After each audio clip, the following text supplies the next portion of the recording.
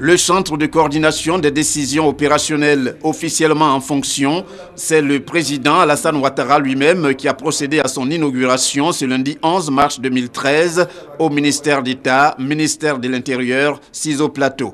Après la visite du centre des opérations, doté de caméras de vidéosurveillance de haute portée pour ce qui concerne le champ de vision, le chef de l'État a affiché son optimisme quant au bon fonctionnement du centre. Vous savez, l'année dernière, en 2012, nous avons connu des moments de grande insécurité, que ce soit des tentatives de déstabilisation ou bien même le banditisme en ville, le racket, les difficultés de nos concitoyens avec les barrages anarchiques.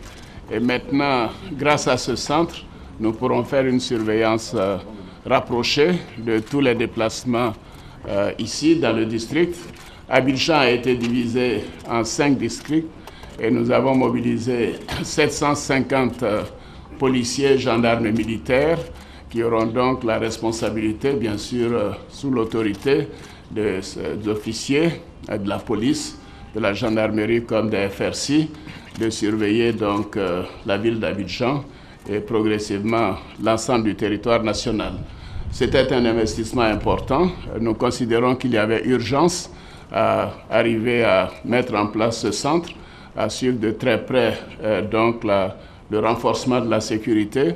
Nous donnerons tous les moyens à ce centre et aux éléments qui sont chargés de la sécurité. Je veux préciser qu'il s'agit bien sûr d'une opération d'urgence ponctuelle. Ce n'est pas donc la mise en place d'un sécos bis. Je voudrais rassurer nos concitoyens. Nous tenons à la liberté de mouvement, à la tranquillité de nos concitoyens. Il s'agit donc de faire en sorte que les Ivoiriens et bien sûr toutes les populations qui vivent en Côte d'Ivoire soient pleinement dans la sécurité. Nous allons renforcer ce dispositif. Nous y mettrons des moyens additionnels, des caméras additionnelles. Et donc je voudrais dire à toutes les populations qu'au fil des jours, la sécurité à Abidjan sera véritablement renforcée. Les éléments du centre, aussitôt mis en mission par le chef de l'État, il va sans dire que les moyens ne font pas défaut avec les véhicules de patrouille et d'intervention dont les clés ont été remises au ministre d'État, ministre de l'Intérieur par le président de la République, Alassane Ouattara.